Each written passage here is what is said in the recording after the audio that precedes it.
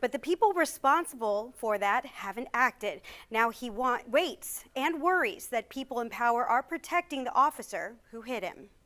Why do you think that he wasn't charged? Because he worked for the sheriff's department. I think they wanted to sweep it under the rug. April 21st, around 5 o'clock. I was coming home from work. 30-year-old Derek Garcia was driving his 18-wheeler to Sinton on Highway 181. Out of the corner of his eye, he saw a truck coming toward him. He was like that, and there was no time for him to stop. He didn't even try to stop. According to the TxDOT crash report, a driver on Baker Road ran the stop sign, T-boning Garcia's big rig. He threw me up on one side of the trailer, and I brought it back and swerved back and forth. It was 52-year-old Nathan Coates, an 18-year veteran of the San Patricio County Sheriff's Office. Coates was flown to Christus Spawn Hospital Shoreline with serious injuries. While at Spawn, officers applied for a subpoena to draw his blood. The results?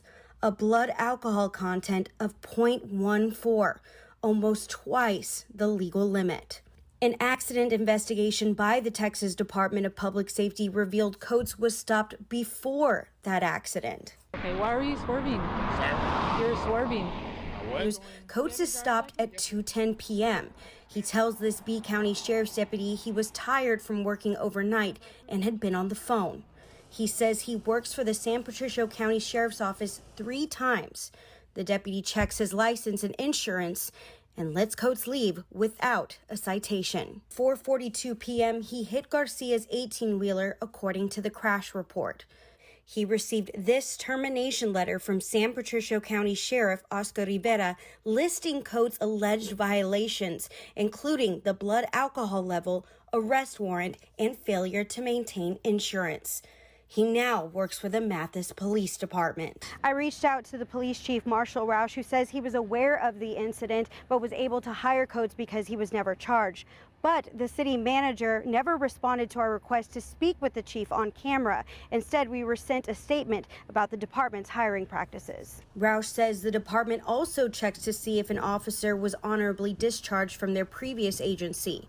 San Patricio County says it listed his discharge as honorable because he was never convicted.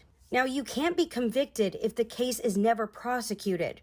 On July 1st, even though termination documents from San Patricio County show Coates turned himself in on a warrant-free DWI, B County Attorney Michael Knight sent this letter saying he chose not to take action on the case.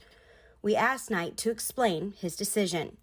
In an email to Chris Six, Knight said Coates' case will, quote, receive action before the statute of limitation runs out in 2 years. He did not respond to follow-up questions about whether he intends to prosecute. I know who he is. When I walked up, I saw him, and I was like, out of all people, it had to be a cop.